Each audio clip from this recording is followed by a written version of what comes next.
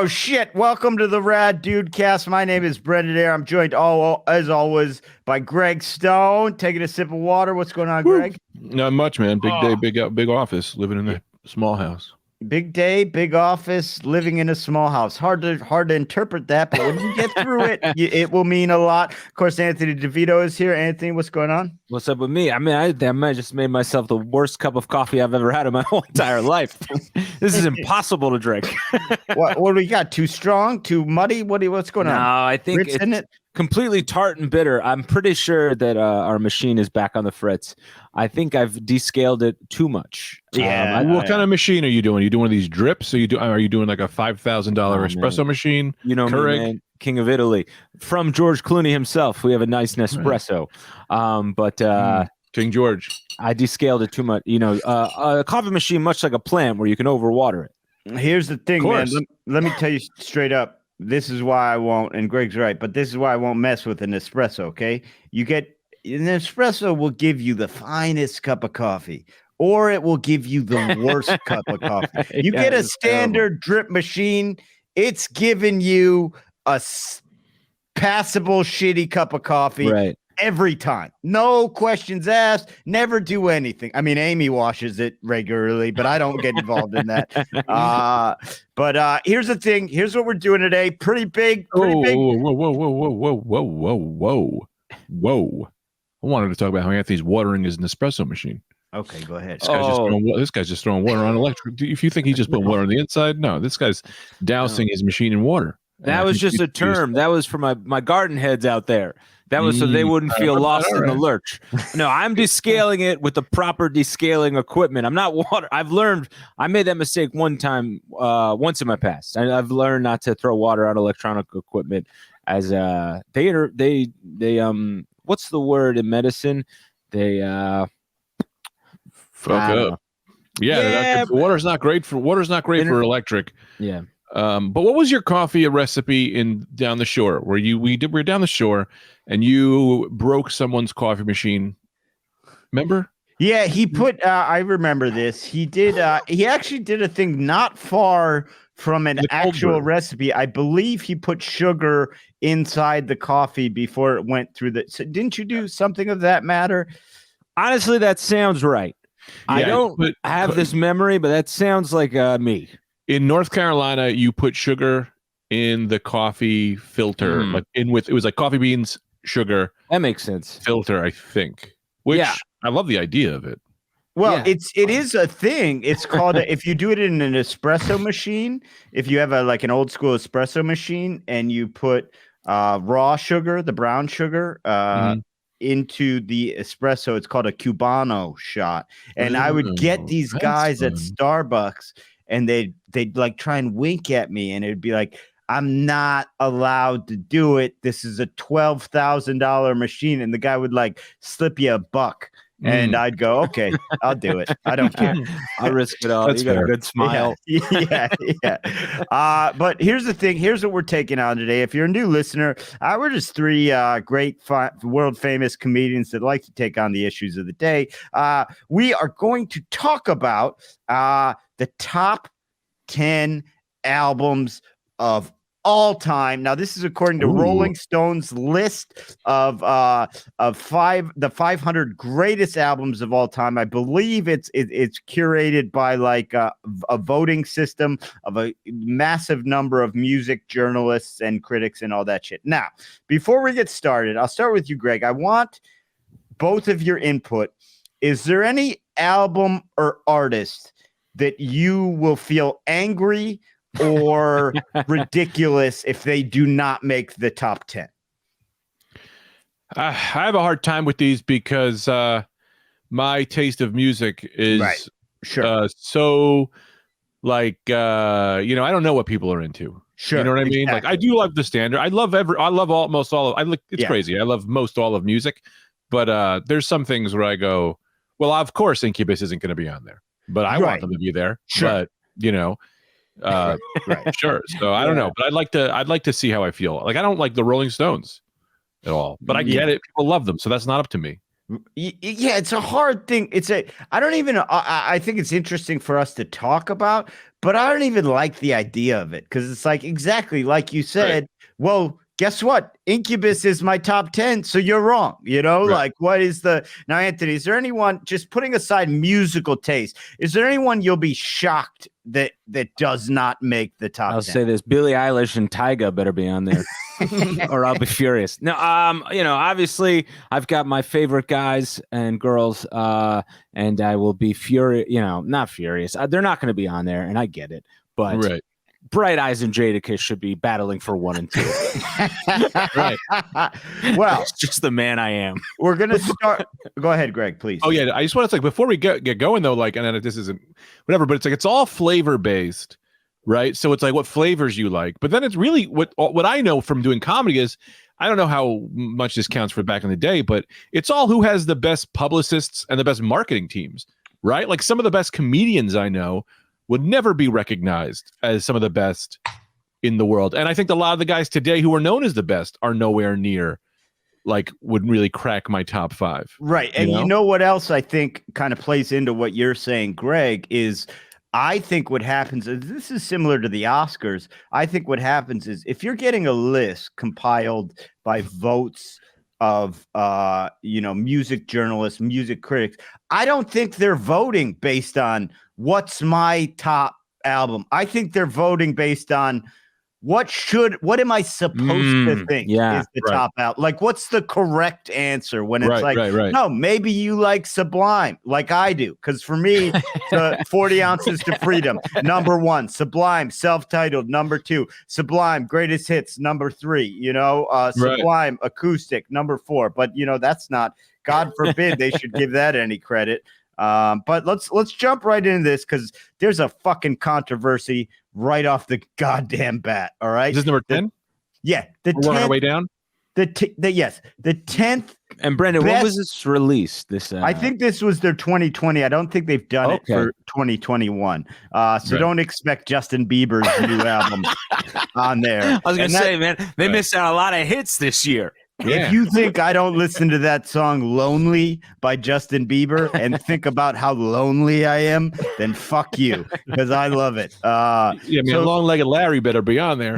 Yeah. Greg's favorite song. Greg sent us this Aesop Rock song that I never heard. Long-Legged Larry. Yeah, it's so good because, and I was talking to Greg about this before the podcast. If you haven't heard it, check out the music video. It's a cool stop motion music video. But Aesop Rock is Greg's top guy, I think. That's fair to say, right? Oh yeah. Yeah, as far as rap goes, he's one as far as top musicians. I have to go with The Wolf because he's my brother. Right. I have to go with him too. Yeah. Right. Aesop Rock is not as good as a brother as my brother is. Yeah. And I actually love his music.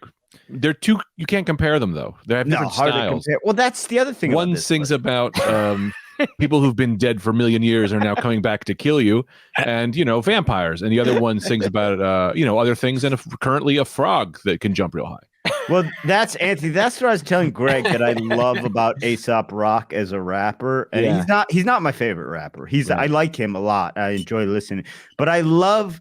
He refuses to be boxed in. He'll rap about whatever he feels like that day. And if it's a frog that can jump real high and like a children's story, that's what he's rapping about. And I'm like, you won't get that from a DMX. You know what I mean? You're never going to get like a problem with DMX is you got to understand DMX in the capacity that the man is half dog.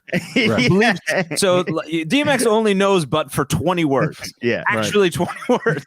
So, but if you think about him as he's 1/4 Rottweiler, you go, that's very impressive that he knows those words. Not boxed in, but definitely kenneled in. They got this guy is in the kennel. For a guy, man. DMX has been picked up by animal control more than once, and they've had his aunt has had to been like, no, that's a man. Sorry, that's you Earl. gotta let him go. You gotta let Earl be Earl. That's Earl. No, the DMX story is so sad. He had no friends. His dogs were his friends. It's the saddest thing in the world. If you really get into his backstory, there was he was beaten up. He was misunderstood by every person around him. The only thing he could turn to were dogs. That's rough when it's like That's So rough sad. when it's like, who are your best friends? 2 dogs and an ATV, a 4-wheeler. Those are my best friends. Yeah, man, this poor guy. DMX is he's mental illness personified, and no one did anything about it for years. Yeah. Still happy. So number 10, I think, very controversial in my mind. Great album. Don't get me wrong. The 10th best album ever in the history of the world is Lauryn Hill's "The Miseducation of Lauryn Hill." Now, put one on the board for Anthony. So well, let me tell you my problem with this, Anthony, right? Okay. This is a great album, and it's great for me. Mainly it's great because of the doo-wop song, which is that thing, you know, that song. But here's what's crazy, and I wait, that thing. That thing. All right, I know it. I wasn't sure if I knew it, but now I know it. It's a beautiful song. It's a wonderful song. I know it. I thought it was the Fugees. Well, you know, that's the thing. Lauryn Hill left the Fugees after they did one amazing album, and they, you know, we'd love to see a Fugees reunion. No one knows where they can't find Praz, but we can't. Praz is after lunch, man. He's doing his own thing, man. I'll say. Can I say this about growth in a person? When I was like, I didn't get Praz when I was a kid, and I was like, this guy is fucking up all the songs. Wyclef is a genius. Lauryn Hill is a genius. They get this lunatic to come on. But now I look at Praz and I go, oh, he's great. He was really doing his own thing. Yeah. Well, I don't know. He really was on his own thing. I don't know his part. So you'd have to his part was basically like, well, he did have one smash hit on his own, but the only way he got it is by having like 10 people on the song. Yeah, I don't know if you remember the song like Ghetto Superstar. Of course, that's what we are. Yeah. That was Praz. 400 people were on it. But he had ODB was on it. I don't know who. Maya was on it. Yeah, and it's also like you took the tune of a different song. Like, we could all do that. Yeah. But it's a great Dolly Parton song. Yeah. And Kenny Rogers. 2 people on that one. Let me get your take. I would honestly argue that I thought they were married. Dolly Parton and Kenny Rogers. No, I was just going to do that until you lost your mind, Brendan. Sorry. No, I almost got him. I would have believed that. I would have believed that in a second. Yeah. Why would they be? Right. No. I was just trying to talk over you every time you tried to talk. That's fun. That's good idea. But I don't know that I think that it worked against me in where our friendship lands, as opposed to getting you to laugh. No, because I didn't notice it. Now that you told me, yes, it's going to work against you, but I hadn't noticed it. Something to be on the lookout for, Greg, Brendan. Here's my take. Now, this is a fantastic album. If you listen to it through and through, it's a good album. Here, and you guys, I did not. So for the viewers, I should note, I had Greg and Anthony deliberately not look at the rest of the list, right? This is why this is controversial to me, as putting this as the 10th best album. And I feel these people thought they had to, because it was like Lauryn Hill's kind of like coming out as a solo artist, a black woman kind of producing, owning like all this stuff. Here's the thing. You're going to tell me this album, the Miseducation of Lauryn Hill, there's no Michael Jackson below this, okay? There's no Bruce Springsteen below this, and there's no rap albums below this. So you're saying the Miseducation of Lauryn Hill is better than any Michael Jackson album, any Bruce Springsteen album, and any rap album in the history of the world? If you're going to tell me there's not a single Michael Jackson album on the top 10, then this list is stupid, and we should end the podcast, and should we quit the podcast and never talk to each other again? Exactly. That's like Greg just wants to quit. Well, no, but that's exactly right. This is the example of what I'm saying. These guys are voting for what they think they're supposed to vote for. And you're like, you're going to tell me the Miseducation of Lauryn Hill is better than Thriller. Fuck you. Do we know, Brendan, are there any stipulations with the voting where it says no alleged pedophiles? No people who are in this allotment of GMC car commercials? Let me tell you, Anthony, here's the problem with that note. If they say that, right? You say, hey, no alleged pedophiles. Then you got me, Michael Jackson's manager, walking out being like, Bruce Springsteen, the Weezer, all of them molested people. Those are all accusations, guys. So we're all 1 for 1 now. Yeah.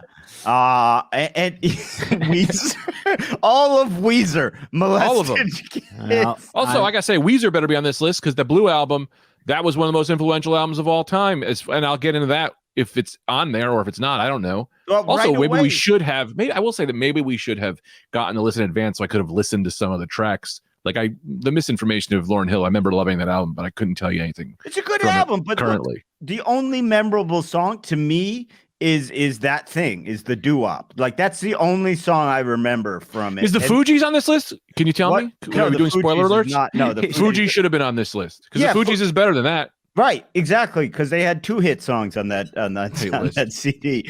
But let's move along. But again, what's the other hit on the Miseducation of Lauryn Hill? I know the doo-wop was the big hit, but then there was the one song she released before doo-wop that's on the album, which is really good too. Lost Ones, X Factor.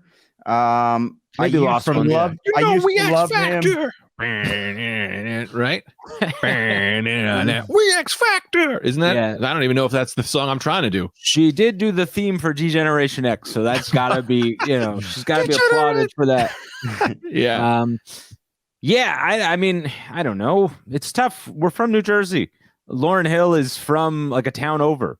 She is? Right? Yeah, she's from the Fugees, and they're all from like East Orange or Newark, or like they were based there. So that was very exciting. Let me ask you, at least felt like that.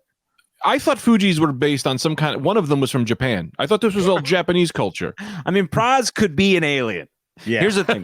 Wyclef is definitely like, okay, this guy has Haitian roots. Right. Lauryn Hill, they met up. They're from New Jersey. But Praz, you would go, this guy is from Mercury, the planet Mercury. Also, what the heck is a Fuji?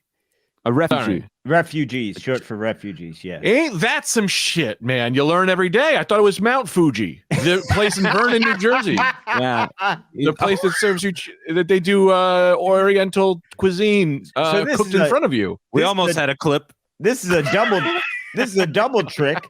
You thought it was Mount Fuji, so I'm going, he thinks it's Mount Fuji in Japan. Nope. You thought it was a restaurant named after Mount Fuji in Japan. In New Jersey. Mount Fuji's in New Jersey. Yeah. It's one of my first date there. And I would just argue real quick that Oriental cuisine, I think, is still accepted. You don't call people Oriental. You can call the area Oriental. It's an Oriental region. I have to defend myself in Asian culture as I've been called a racist this week, as per Asians. And we could get into that in the extra 5. No, but you're right, because there are exceptions, right? And I think food is one of them, like you said, and rugs. Yeah, people are going around saying Oriental rugs left and right. Nobody seemed to have a beef with that. What if you kill a guy, hang him, and throw him on the floor, and you stuff him? Well, that's an Oriental rug. He's also Asian. Am I allowed to say that? If you're some kind of cannibal killer? Well, you're allowed to say. You're probably not allowed to do it. Yeah. Well, there you go. The cops would probably have issue with the murder before they would what you've been calling it.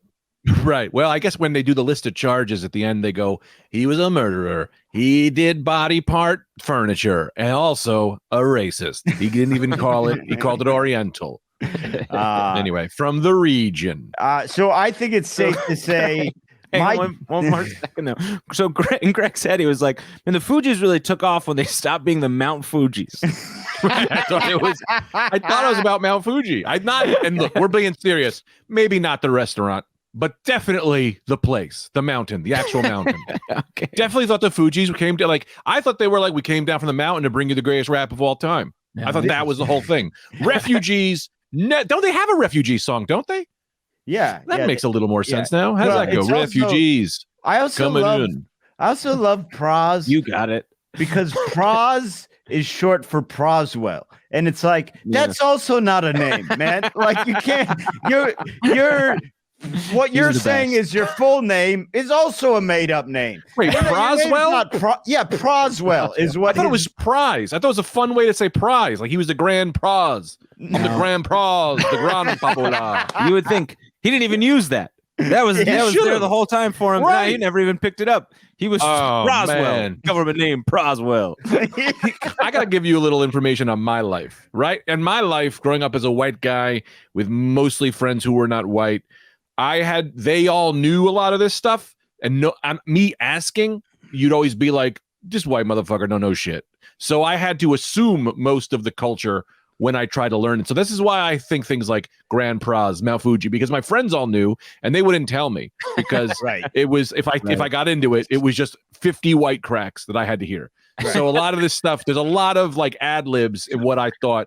I had to jump into the middle on a lot of these things. You know what I mean? Just to recap, you thought they were the Mount Fuji's, and you thought the guy was Praz because he was a prize. I thought it was like a southern way to say prize, right? That's it's like I'm the prize, you unwrap me, I'm a prize. That's what I thought. All right, real quick, let's go around the horn and do a quick and look. And this is to say we're not critics. This is our own personal taste. Let's go around the horn for each one and say deserved or not deserved. For Miseducation of Lauryn Hill, I say great album. Definitely not the 10th greatest album in the history of the world. Definitely not. I say not deserved. Greg? Well, in my life, it's definitely not. I'm sure she's fine and I'm sure she gets it. But as per me, no. I also now would like to just because I have a little more on this I want to talk about. Is Lauryn Hill not? Is she from like Lenox Hill? What are we going to find out? What's her name? What's Lauryn Hill? Is that just her last name is Hill? Yeah, Hillbilly. I believe that's just her name. Yeah, that's not a nickname. No, I don't. Is Lauren even anything? No, I think that's a known name. Yeah, I was right about her then. You had her nailed. Yeah, Anthony, deserved or undeserved? Man, it's deserved. Okay, well deserved. She better be 9 through 1 as well. Oh man, she sings, she raps, she's so talented. Beautiful woman. Hates white people. Allegedly, hates the wrong kind of white people. Yeah, likes a guy like me. I had about 30 kids with one of the Marleys. Oh sure, yeah, she's married to one of the Marleys. Yeah. Was tremendous. Dog? In Sister Act 2. Marley the dog. The dead dog. No, Marley and Me was about Lauryn Hill and her dead dog. You didn't know that? Yeah, that's right. That's where the script came from. But Hollywood gets their fingers in everything. And next thing you know, Owen Wilson's in it, and they're not even using black representation. Anyway, so good. I'm glad. Okay, sorry. All right. What's number 9? Number 9, I'm going to just buzz right over this one because you got to put this croaky voiced fuck in every list, and I don't care. Number 9 is Bob Dylan's Blood on the Tracks, and I couldn't tell you a goddamn thing about it. Every once in a while I hear a Bob Dylan song that's all right, but for me, this guy, supremely overrated. I don't know what they're doing. I don't care. Yeah, I have the same feelings. I've never really gotten into Bob Marley. Wow. What was his name? Bob Dylan. Yeah. Never really gotten into him. Big Wallflowers guy. Love his kid. His kid's better than him, and no one will admit it. You guys are crazy. I loved 3 Bob Dylan songs and then found out they were all the other guy, the guy who sang Jersey Girl. What's his name? Not Bruce Springsteen. The guy who sounds like the Joker. Tom Waits. Tom Waits. I loved Bob Dylan for a very long time. I was like, man, I'm loving Bob Dylan. I had a mix CD. It was all Bob Dylan. And then someone sat in my car and went, dude, you love Tom Waits. And I went, what are you talking about? This is all Bob Dylan. And they were like, this whole CD is Tom Waits. And it was just a CD someone made me, and I wrote the wrong name on it and was in love with that for years. And then turns out I've been telling people I love Bob Dylan forever, and now I got to go back and like listen to him, and I'm just too tired and I'm too lazy and I'm too far in on Tom Waits to go back and change everything. Yeah. Well, yeah. Now it's be tough for you to try to come around to Bob Dylan. But yes, man, so far this list is really just aligning with my sense. I might as well have written the goddamn thing. All right. Yeah, now I'm a big Bob Dylan fan. But he's got to hit at the right time, and I think you got to be in your 20s to really get into Bob Dylan. Yeah, well, I mean, there's a couple songs like a Rolling Stone is pretty good, a few. He sings that? The guy rambles. It's like, don't give me if you're not an orchestra, don't give me a 9-minute song. You know what I mean? Like, I don't need it. And then his greatest song. His greatest song, he won't play the Hurricane because it turned out that fucking guy did kill all those people. He wrote a beautiful piece of fiction then. Yeah. You can't take away the poetry from it, though. So he wrote about Reuben Carter the Hurricane, who was a boxer, and there was this big movement because he was basically railroaded into a murder rap, right? Mhm. And as the years passed, it turned out the investigation was all fucked up, and he was kind of railroaded, and it was probably racially motivated, but also kind of seems like he did it. So he won't sing that song anymore, and everyone's kind of backed off the Hurricane. Like, I think he killed those people.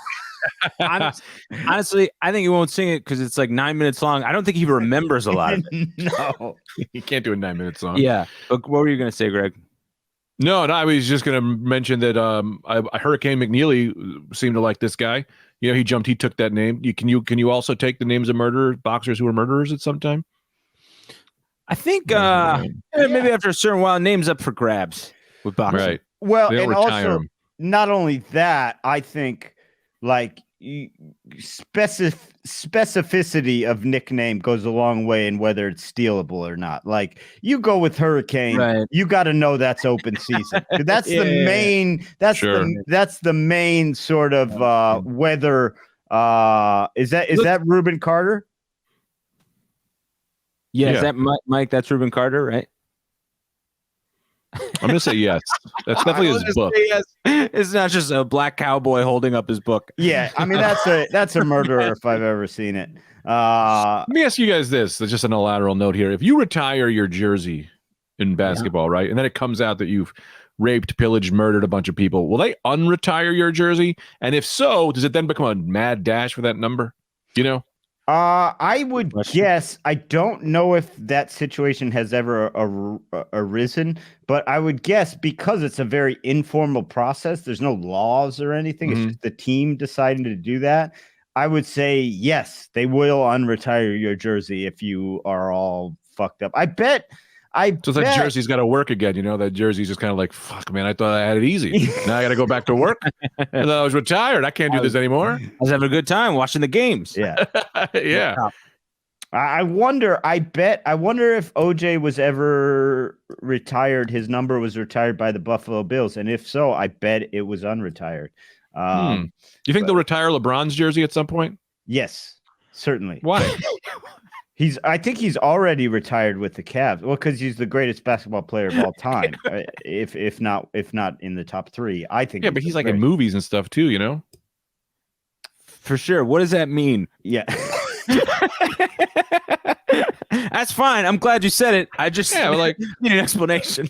I mean, you retire someone's jersey because they gave it all to the game. And this guy didn't give it all to the game. This guy was in the Amy Schumer movie. I see. Because he did an Amy Schumer movie and he's doing Space Jam. You're going to say LeBron James didn't give everything to the game. He didn't give it all. He didn't give everything he had. That guy had spare time to give. I see. Yeah.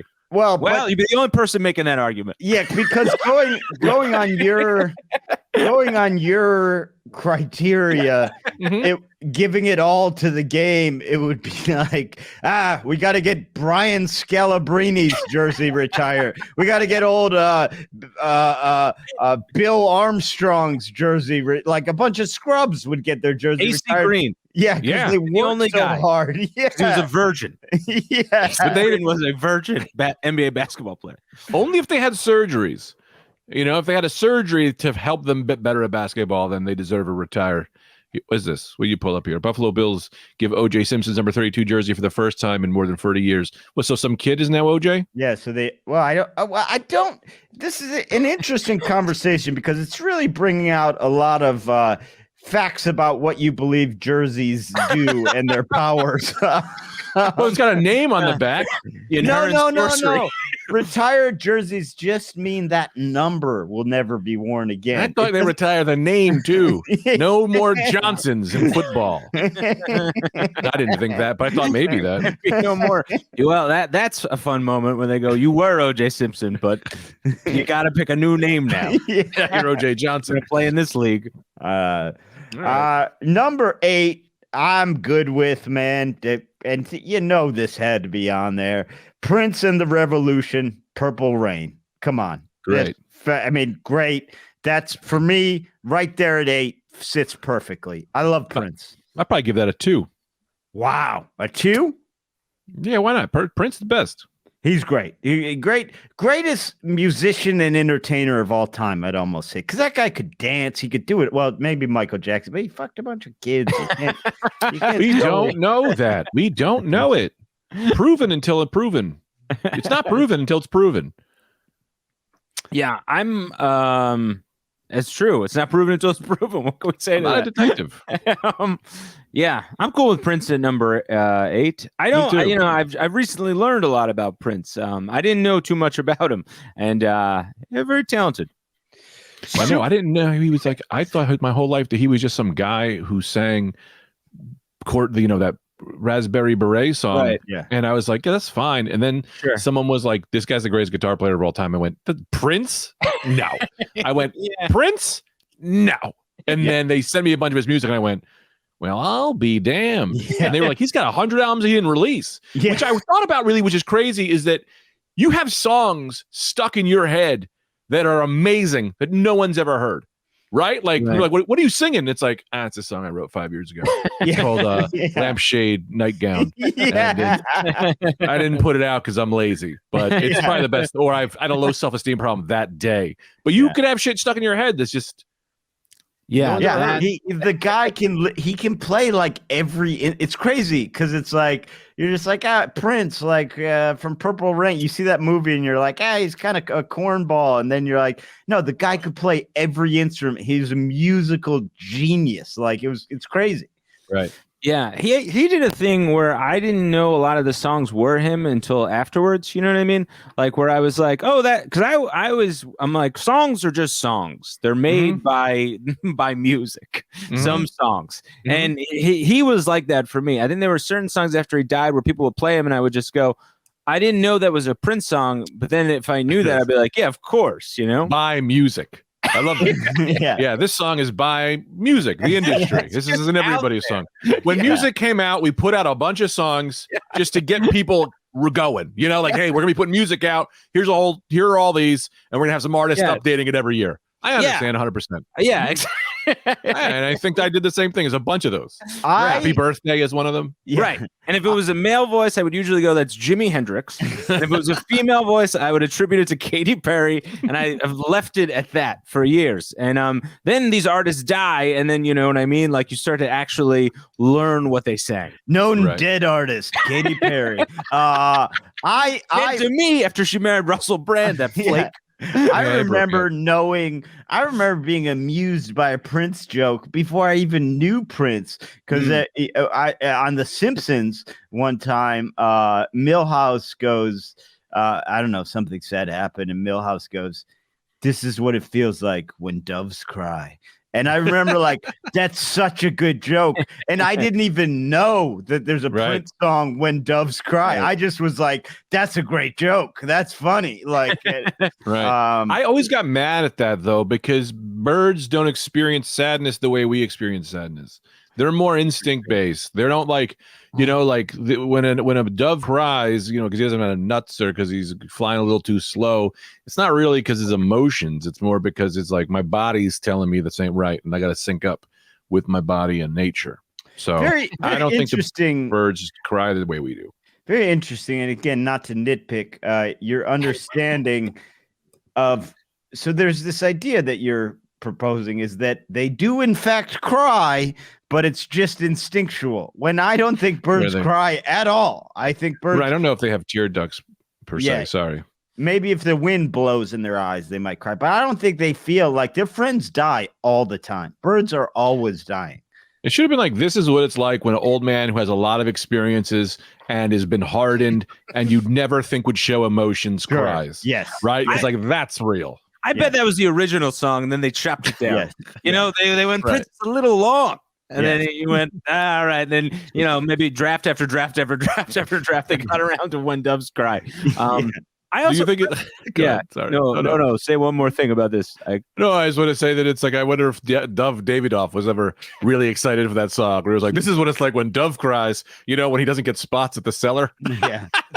To see Dove, whatever. Dove Davidoff. I don't know if he's famous enough, or I don't know if anybody knows who I'm talking about. Yeah, he's great. He's a comic. Great guy. You know him. His name's Dove. Dove. Anyway, Anthony. I don't know. Dove. Nobody knows how to pronounce it. It's Dove without an E. Hard to pronounce. Dove. Yeah. Nobody knows. You just. I think it's Dove, but Dove. I'm not confident enough to say that.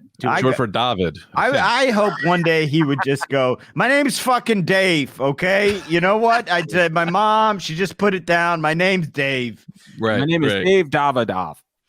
So many D's in his name. Number 7 is one that I feel like is rightfully there. I just don't care for it. And it's Rumors by Fleetwood Mac. Finally they hit an album I like. Yes. I think I know more about music than I thought. So far, I've agreed wholeheartedly with all these, and I have a decent amount of back record with them, which is exciting. Right. This album was written because a bunch of people were fucking each other, and who should have been fucking each other. Sure. That's how the best music gets made. Yeah. That's why I got this affair going with this lady across the street. Help your comedy career. Get your creative juices going. Well, I'm trying to make beats, Yeah. What's going on with that affair? Old Nancy was down. She says, she walks outside. She goes, I'll do anything for the arts. And I just said, anything? And she went, anything. And I went, well, I'm trying to make some beats. Why don't we go upstairs and dress like a bunch of cats in leather and fucking rub each other down? And she said, if it's for the beats, and it's for the beats. And then I've been waiting to try to like leak some of this information to my wife so that then she can get angry and then there could be a fight and then I'll write a song. But as of right now, Tita doesn't seem to give a shit. So it's the album. It's really hard to get this album without she was like, you fucked that lady in a cat suit? I said, yeah. And she goes, Jesus Christ, I got it. What are you going to do? And that's been it. So far, no new beats. I think your fault. Yeah, that's not your fault. You got that's Tita's fault. She's got to be more diligent trying to stop you from cheating. You try and cheat to get caught. This is a cry for creativity, and she won't catch you. And you're good. I know, and I'll be honest, that lady, it was not very attractive, and I think she gave me something. So not really, unless I'm writing a song about getting something. It's called a song. I got this new song called "Getting Something," and it's pretty good. Is that the one from the Google Doc from yesterday? No, that's something else. Getting Something is one I just made up on the. That's something you saw that one. Getting Something is the song I wrote just now when making up this story. Yes, good. Now, Fleetwood Mac. Maybe Fleetwood Mac is a situation. Yeah, there's Mike has brought up a picture of Dove Davidoff. It's like he's working on a time delay. It's like he's in Australia. Yeah. Fleetwood Mac is someone I think maybe I just haven't listened to them enough, I think Stevie Nicks got on my nerves. So I was like, I don't like Fleetwood Mac. But then that guy, why did she get on your nerves? She was always I don't like a flowy woman. You know what I mean? Like, I don't I don't like a lady that looks like she works at a candle shop. That's not for me. You must have hated glamour shots in the 80s. Yeah. Because that's what they were all about. No, I like that kind of, I like sexy flowy. I don't like hippie flowy. I love a woman who looks like a drape. Yeah. But flowing woman. You got to meet Nancy across the street. She's all drapes. Her tits are draped. Her legs are drapes. It's all flapping skin. I like a drapey tit. But I will say, then all of a sudden that Mexican fella drinking cranberry juice on the skateboard blew up. And I said, this is a goddamn good song. So maybe I just don't know Fleetwood Mac enough. Is that the case, you think, Anthony? What are there? I think it is. I think Fleetwood Mac is kind of a sneaky band where, much like I was with Prince, I think there's a picture of a beautiful Stevie Nicks and all her fortune teller like glory. Yeah. I think it would be a similar situation where like you might know more of their music once you heard it and were like told like this is Fleetwood Mac, and you'd be like, I love this song. Yeah, like Hall & Oates. Yeah. Well, Hall & Oates I love. Yeah. Anthony and I went to a Hall & Oates concert because he got free tickets, and he went, I don't know a fucking song they sing. He knew the words to every single song from the beginning to end. Like, this is one of my favorite bands. And then we went backstage and we found out Hall is an asshole, and we were like, oh, fuck Hall & Oates, but Oates is the greatest guy. That's why, dude. Oates will hang. It was pretty amazing. That's why everyone should be doing. Hall & Oates should be doing what that guy Mike who sings Despacito, that the most Justin Bieber. No. Despacito. Yeah, I like everything to taste like a bean burrito. No, that's not the song. No. Despacito is the Spanish language guy. Everybody it's like the most viewed in their bean burrito. It's the greatest music video you've ever heard. It's got everything. Song ever made. Yeah, it's got beautiful women. It's got It's got Pitbull on it. It's got a story arc. It's got old men playing dominoes. It's got dancing. But this guy, Louis Fonsi, he does a thing before every one of his songs, which Hall & Oates should have done, and then you wouldn't have been confused. Where before, as the song starts, he just goes, Fonsi! So he yells out his own name at the beginning of the own song. Smart. Then you know. Right. Yeah. DJ also, Khaled does it. I just want to do it one more time to really get it in people's heads. Despacito. Everyone put sour cream in your bean burrito. Everybody likes to smell my fito. And that's the song. Yeah, I could do it all day. I forgot the rest of it. But that's what I would sing every time. And it always gets half a smile on my wife's face at a wedding. It's the best musical recipe. Yeah. Right. It's hard to get half a smile on my wife's face after I've been sleeping with this cat woman across the street. Well, she's got to get used to Nancy. That's all. Now, let me ask you guys this question. Didn't one of the guys from Fleetwood Mac, and I could have the wrong band, but didn't he enter into a consensual relationship with his grown daughter? Mike, can you get some background on that? Because I think you're thinking of me. Is Nancy your daughter? I can't believe you're finally bringing this up. I'll tell you about Nancy. What's fun about having sex with her is every time you throw her out the window, she lands on her feet. I keep going, get out of here, you bitch, it's over. And I throw her out the window and she lands on her feet. She goes, Jesus, man. And she walks away, comes right back on the door. That's great. That's convenient. Yeah. Just like a cat acts like a cat. I think one of these fellas got together with his daughter, but no one knew what to do because she was like 25. And so they were all kind of like, wow, this is really fucked up, man. But I don't think this is a crime. Like, but love is love, bro. But geez, stop, And I could be wrong. Mike, correct it. We got to move along. But Mike, correct me if I'm wrong on that, because I hate to cast disparaging remarks on one of these fellas. You can't say love is love and then two people fall in love and people are mad about it, right? Well, I get the argument. You go, well, maybe he groomed her. Okay, but to her, best of her knowledge, she loves him. So I think if you're going to marry your 25-year-old daughter, whatever you want, man. People are all fucked up, Everyone's fucked up. Right. I'm fucked up. Number 6. Number 6 album. 1991. I couldn't agree with this one more. Number 6 is Nirvana's Nevermind. It's just a fucking tremendous album. Right. From start to finish. Just redefine music, really, I think. And I love Nirvana, and that's not even my style of music. Yeah, I love that album. And that kid grew up to marry Kurt Cobain, who's still alive. Did you know that? Wow. Yeah, he faked his own death because gay marriage wasn't accepted in the mainstream yet. Because he wanted him. Because by the time the album came out, everyone knows that album went into production for 7 years. So by the time the album came out, the baby was of age, 8 years old, and Kurt was only 10. Somehow the math works up. I don't remember exactly. Your memories get foggy. But somehow they're married and they're alive and everyone's happy, except Courtney Love because she got passed over for Tank Girl. Yeah. Oh man, yeah, you would too if you were passed over for Tank Girl. I'm still mad about it. Yeah, Nirvana's the only one that so far I disagree with. Wow, you wouldn't put Nirvana on that list. You'd put I've never heard it. I've never really heard. You should give that album you should give that album like a real. I would love for you to do that, Anthony. Yeah, just like one day, sit, listen to Nevermind, and see what happens to you. Write down your feelings. Yeah, I bet I will. Let's do a review. I will. No, it's it's okay. It's okay. Sorry. I bet. Yeah, I will love it. I mean, that's always happened with music and me. Right. I think that's a great move. Sorry, Brendan. I think what we should do for the Patreon, maybe a 5-minute video.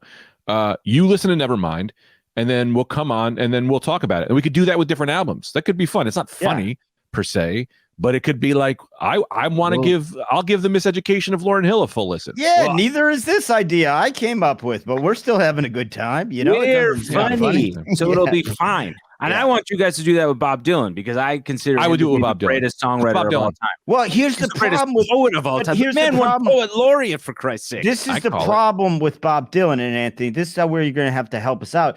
Sure. Give us like 9 tracks to listen to. This is my problem with Bob Dylan. Do that Where do you start? There's 67,000 songs, all 11 minutes long. Where do you start? Close your eyes and put your hand in the bin. Pick out whatever you pick out is great.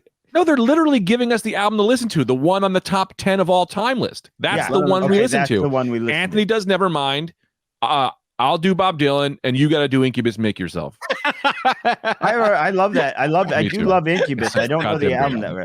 Now, Mike, I got a couple questions for you guys. Mike, bring up the Nevermind album again, one more time. The picture. And this is what I would like to know. A, could you sell that picture? Say you were selling that picture on the street.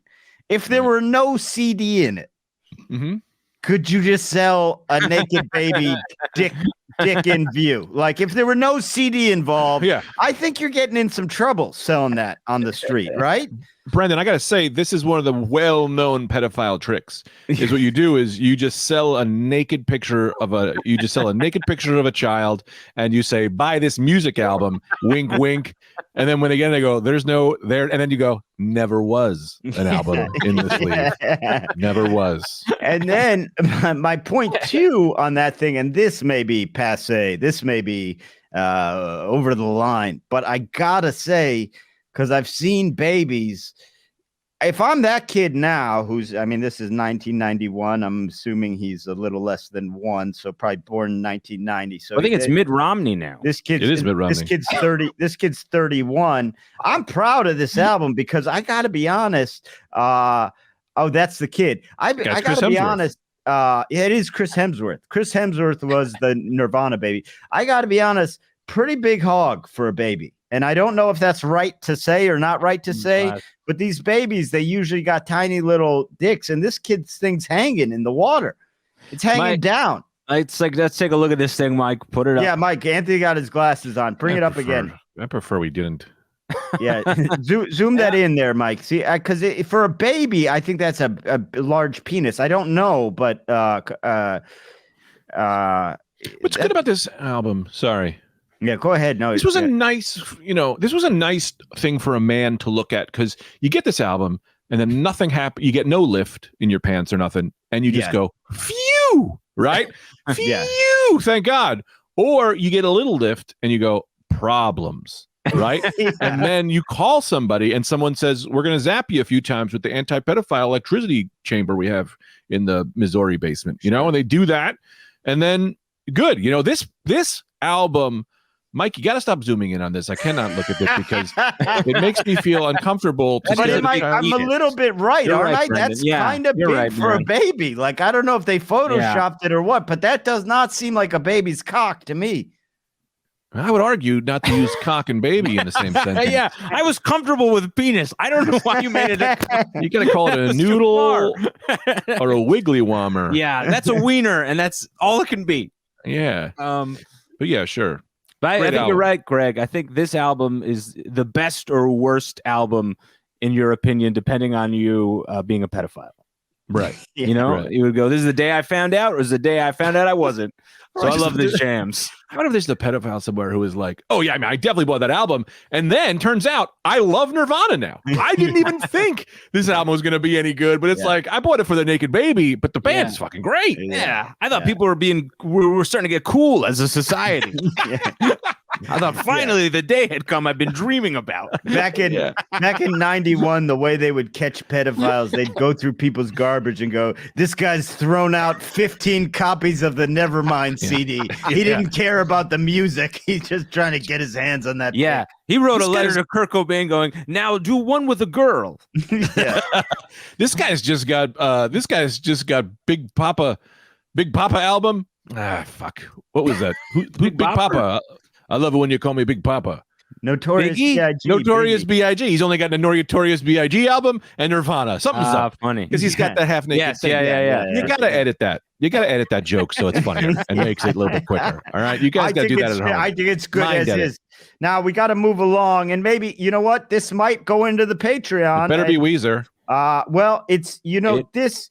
this irritates me too, because this is music fucking critics doing their thing. In 1969, the Beatles, Abbey Road. And here's why this annoys me, right?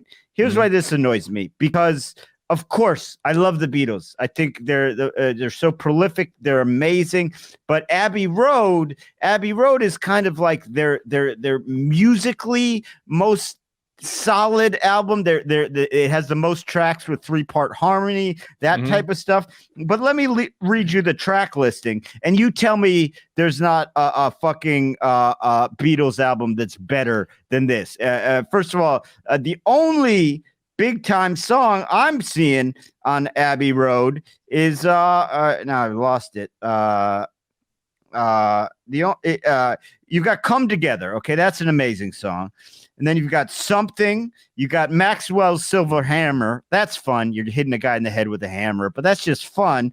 Oh, Darling, Octopus's Garden, I Want You, Here Comes the Sun. That's another beautiful one. Because You Never Give Me Your Money, Sun King, Mean Mr. Mustard. It goes on. But here's the thing.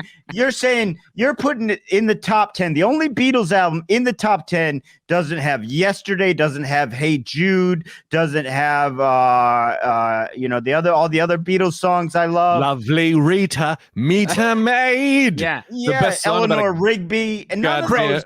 Crazy Revolver. Yeah. Not Crazy Revolver.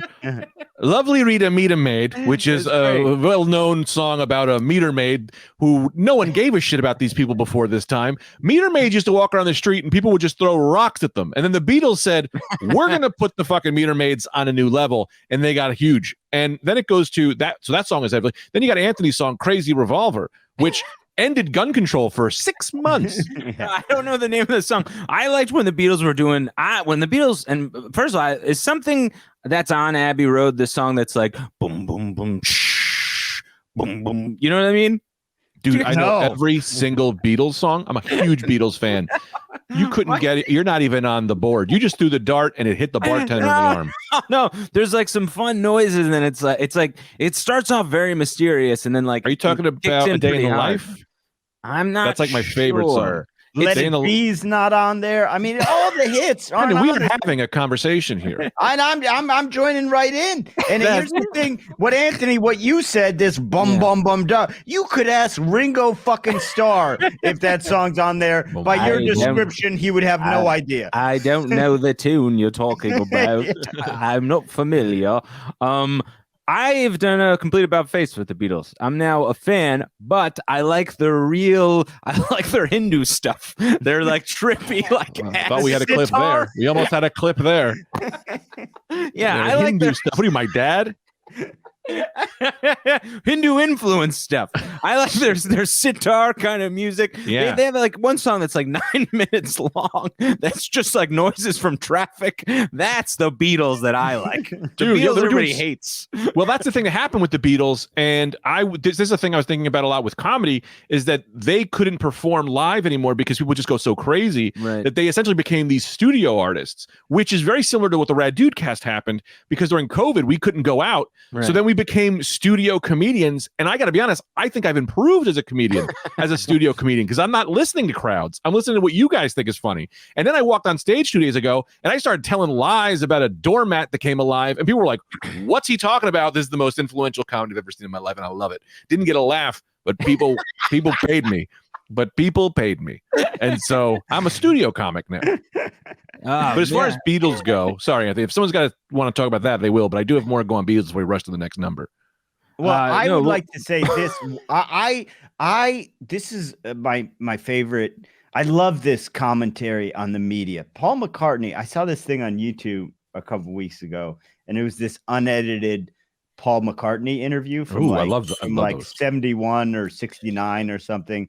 And there was a big uproar when it came out that the Beatles were doing LSD, which is crazy because it was like, of course they were. But it's like it's the same shit of like how my mom thought Liberace was straight. Like people back then didn't like get stuff. Yeah. But so this guy from, the BBC is interviewing Paul McCartney and comes to his house and interviews him specifically about this. And he goes, have you used drugs?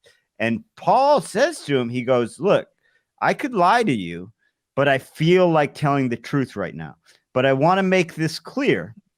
You are the one who's going to release this. So when the outrage comes, that the Beatles are encouraging kids to do drugs because I've done drugs, you're to blame. Because I didn't tell you to publish this. And then he goes, yes, I have done drugs. I don't do a ton of them. I've done LSD and I've done marijuana. But when you release this, you made the choice to release this. And it's like, and they released it. And of course, the Beatles got all this fucking heat. Oh, the Beatles encouraging kids to do drugs. But he told the guy, like, they probably cut that part out. They did. But now it's come out. Of course they cut that out. But now it's come out. And it's like, yeah, fuck you, man. We're not responsible. You're asking the questions. You're responsible. You're publishing it. And I love that idea. Well, I would say to speak to that, and I will throw a little teaser for the Patreon. If we can take 10 to 20 minutes on the Patreon later, I would like to read a song that I wrote on drugs last night. I love that. 10 to 20 minutes sounds just about right to read a song. It's going to be long for us to get through it. So a little teaser into my song about old Lenny the girl. This is very exciting. We can do that a little bit later.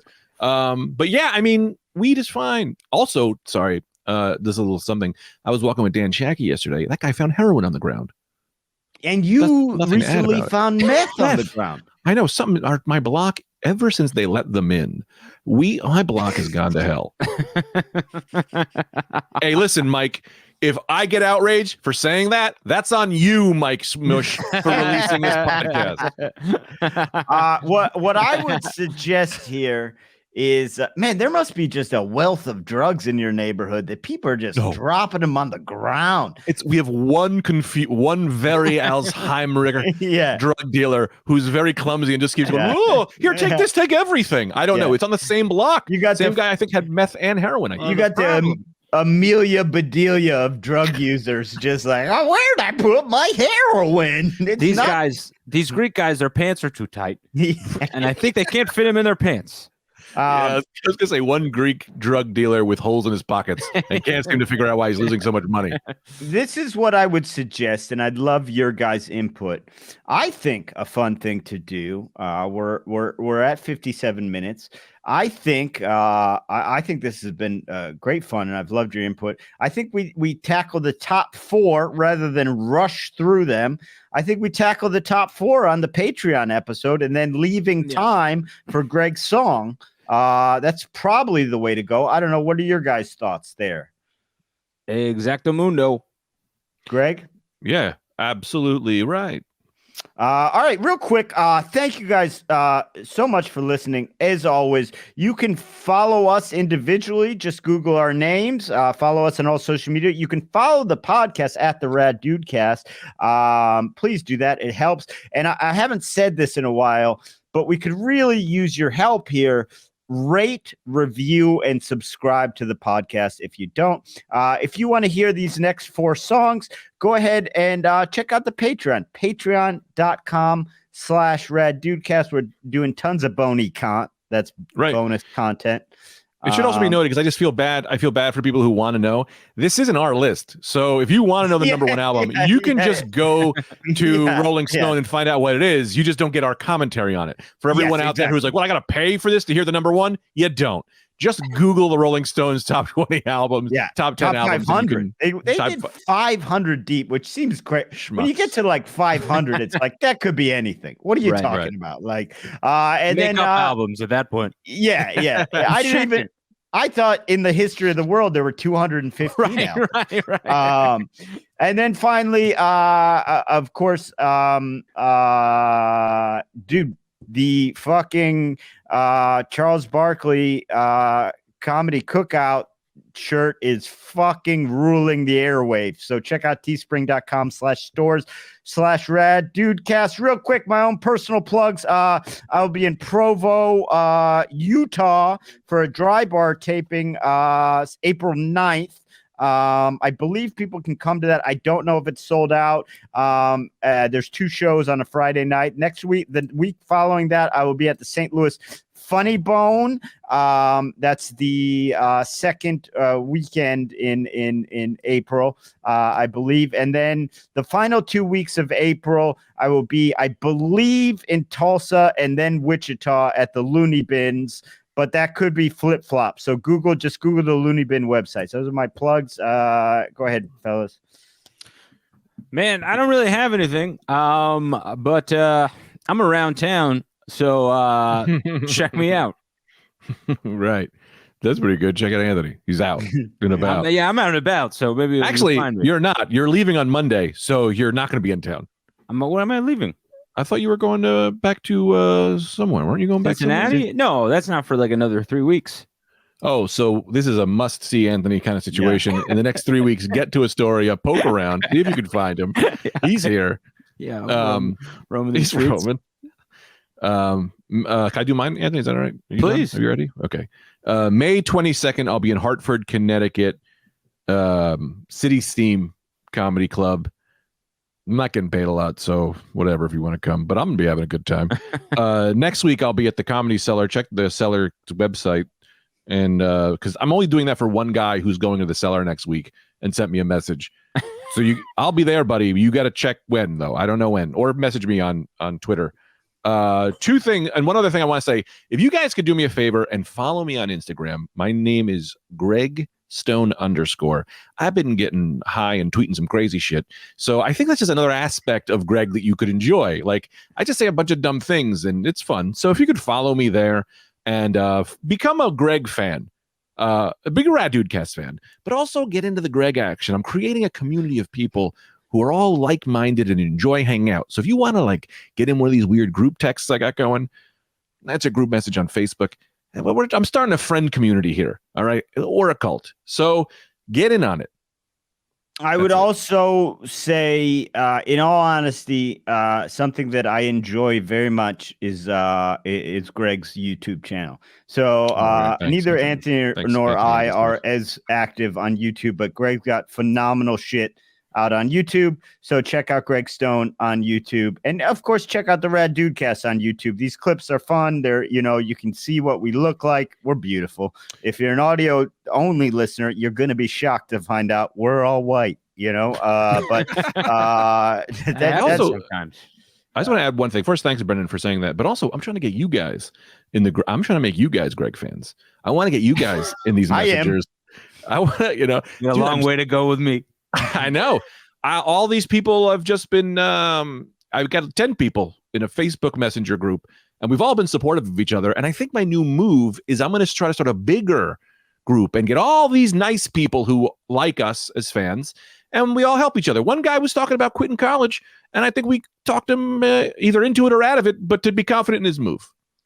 Nice. Oh, you know what? I forgot to even mention this. We would love to get your messages on the Instagram or the Rad DudeCast After Dark. What are your takes on these albums? Are we right? Are we wrong? Who are you mad at? Whose takes are you mad at? Get it going. Anyway, that's a wrap.